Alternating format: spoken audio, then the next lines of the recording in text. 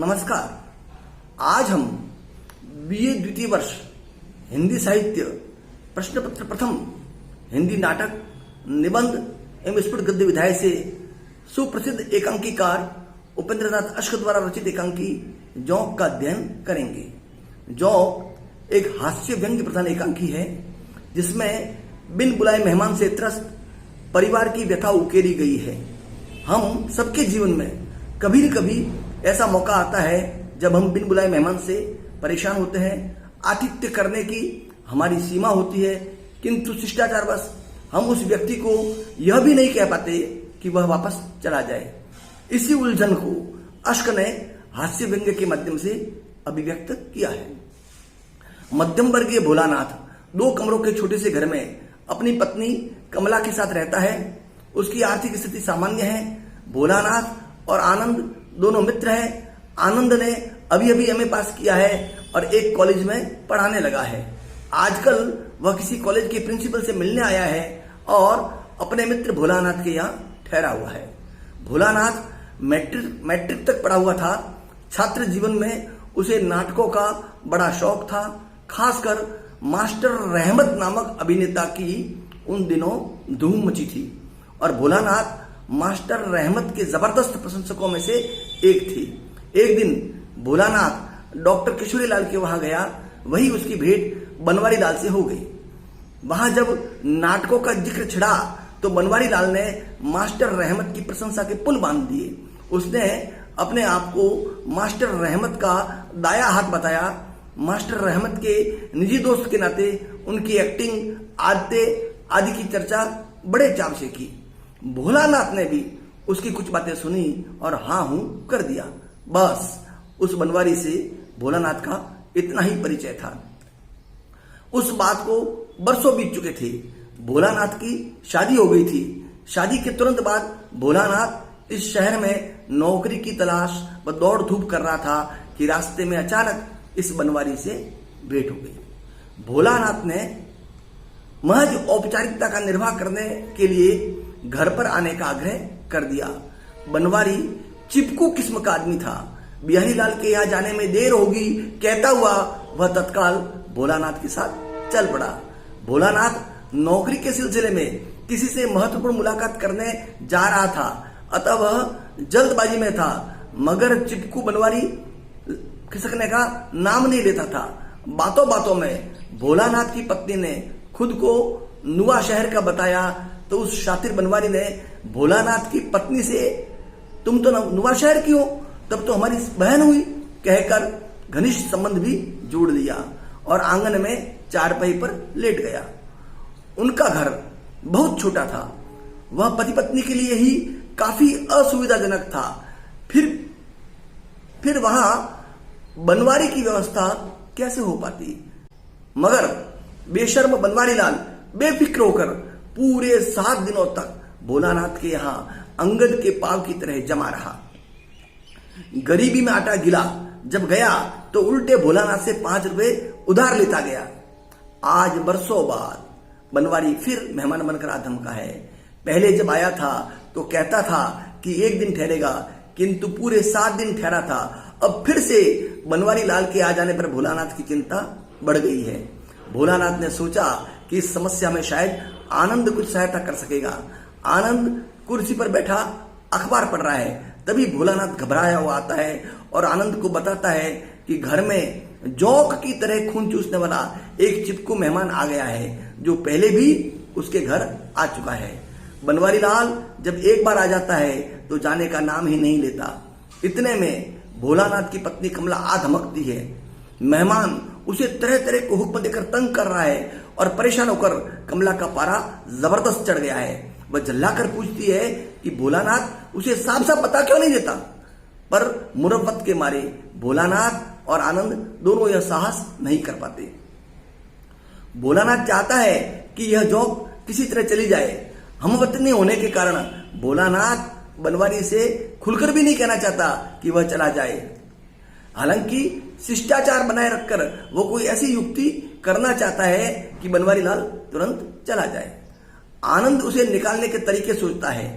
खाना बनाने की झंझट से मुक्त होने के लिए आनंद के कहने पर कमला बीमारी का ड्रामा करती है, मगर बनवारी स्वयं बाहर से बहुत सारी लौकियां ले आता है।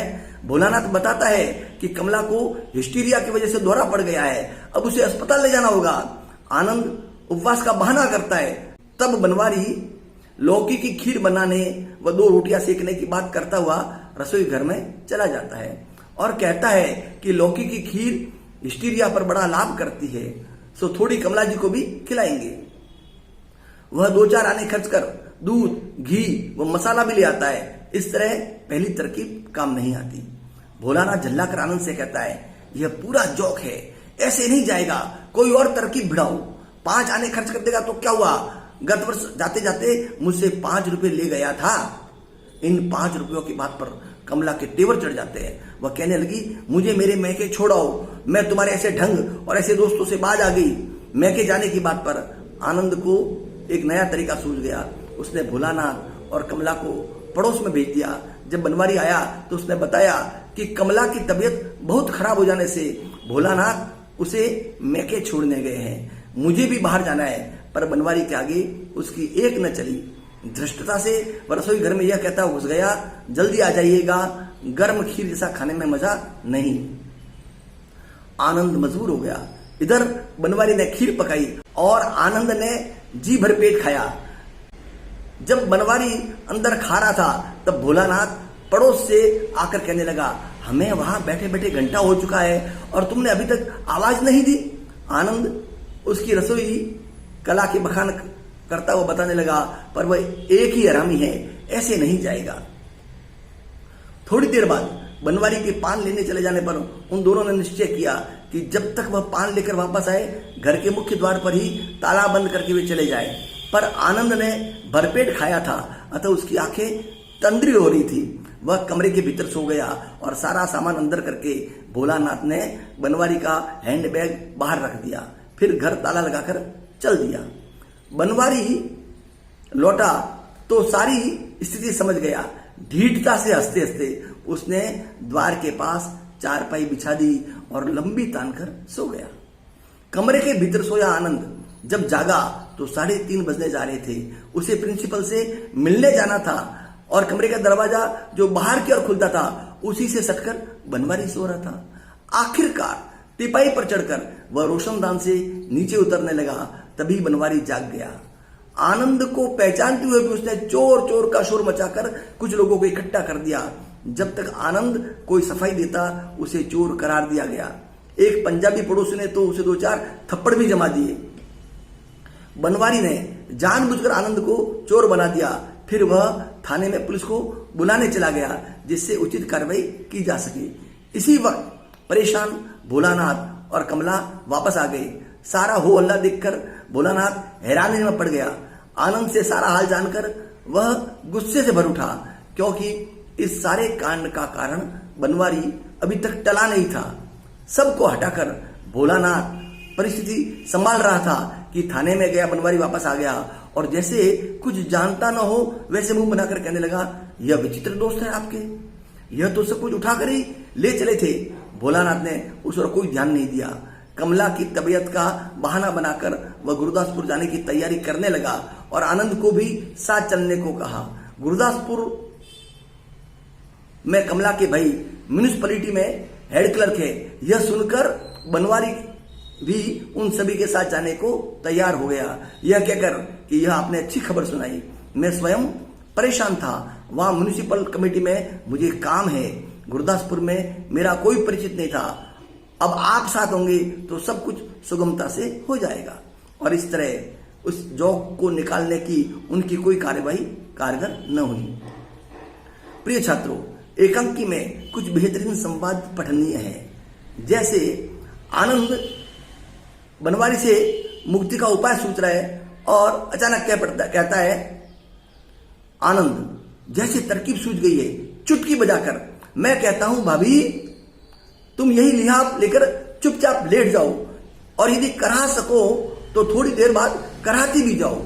भोलानाथ से, देखो भाई तुम कह देना कि मुझे भूख नहीं, मैं बहाना कर दूंगा कि जी भारी होने से मैं उपवास से हूं और बस सीढ़ियों से पावों की चाप आती है। आनंद मुड़कर, मैं कहता हूं जल्दी करो, एक एक शब्द पर जोर देकर जल्दी करो, इन्हीं कपड़ों समेत लेट जाओ। कमला वही चारपाई पर लेट जाती है। आनंद अंदर से लिहाफ लाकर उस पर डाल देते हैं। हाथ में 2 लौकियां लिए बनवारी लाल प्रवेश करता है। आगे भी कमला की तबीयत बहुत खराब हो जाने पर भोलानाथ, इलाज उपचार बहुत हुआ कर्नल, फिर बात के रुख को बदलकर, ये तो बीमार पड़ गई है। और जरा हंसकर, लौकिया आप इतनी उठा लाए हैं। फिर आनंद से, क्यों भाई आनंद, तुम तो कहते थे।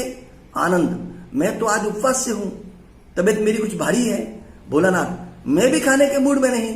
बनवारी लाल मुड़कर रसोई घर की ओर कदम बढ़ाते हुए, लौकी की खीर हिस्टीरिया में बड़ा गुण करती है और मैं पकाता भी अच्छी हूं। जरा हंसकर, साथ ही अपने लिए भी 2 रोटियां सेक लूंगा और तरकारी भी लौकी ही की बन जाएगी। मेरा तो ख्याल है आप भी खाए, मजा ना आ जाए तो नाम नहीं। अंदर अंगीठी तो होगी ही, कोयलों की आंच पर लौकी की खीर बनती भी ऐसी है कि क्या कहूं। एकांकी में हर बार आनंद व भोलानाथ द्वारा बनाया गया प्लान अनचाहा मेहमान बनवारी विफल कर देता है। यहां तक कि उनके गुरदासपुर जाने की बात सुनकर भी बनवारी पीछा नहीं छोड़ता। एकांकी का रोचक अंत द्रष्टव्य है। भोलानाथ, अच्छा हटाइए इस मामले को, कमला की तबीयत खराब हो रही है, मैं इसी गाड़ी से उसे गुरदासपुर ले जाऊंगा। चलो आनंद, तुम मेरे साथ चलो, अब प्रिंसिपल साहब से कल मिल लेना। बनवारी, आप गुरदासपुर जा रहे हैं? आपका ससुराल तो नवा शहर है। भोलानाथ, वहां कमला के बड़े भाई रहते हैं। बनवारी चौंक कर, भाई? भोलानाथ, म्युनिसिपल कमेटी में हेड क्लर्क है। बनवारी, म्युनिसिपल कमेटी में? उल्लास से हल्की सी ताली बजाकर, यह आपने अच्छी खबर सुनाई। मैं स्वयं परेशान था। वहां म्युनिसिपल कमेटी में मुझे काम है। गुरदासपुर मेरा कोई परिचित नहीं था। अब आप साथ होंगे तो सब कुछ आसानी से हो जाएगा। ठहरिए, मैं यह बैग उठा लूं। बढ़कर बैग उठाता है। इसी के साथ एकांकी का पटाक्षेप हो जाता है। निस्संदेह इस एकांकी में जौक की तरह चिपकने वाले मेहमान वो उससे त्रस्त परेशान मेजबान का सटीक व मनोहारी चित्रण किया गया है। प्रिय विद्यार्थियों, इस एकांकी की PDF कॉपी मैं आपको WhatsApp पर भेज दूंगा। आप उसका अध्ययन करें और इस वीडियो को 1-2 बार आराम से देखें। इस एकांकी के मर्म को समझने की कोशिश करें। धन्यवाद, नमस्कार।